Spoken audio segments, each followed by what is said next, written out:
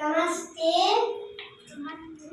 ನಾನು ಕಿತ್ತೂರು ರಾಣಿ ಚೆನ್ನಮ್ಮ.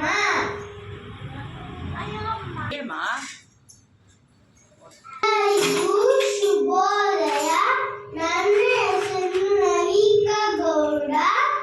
ಎಲ್ಲರಿಗೂ ಕನ್ನಡ ರಾಜ್ಯೋತ್ಸವ ಶುಭಾಶಯಗಳು.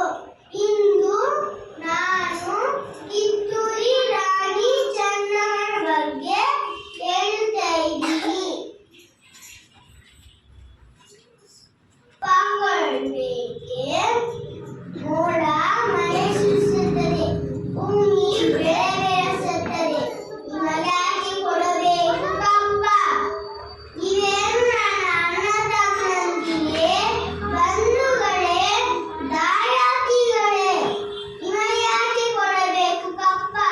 ಕಿತ್ತೂರು ರಾಣಿ ಚೆನ್ನಮ್ಮನ ಮುಂದೆ ಕಪ್ಪ ಕೇಳಿದ್ದಾರೆ. ನಾಡಿಗೆ ಸೀರಿ ಹೋಗಿತು. ಜೈ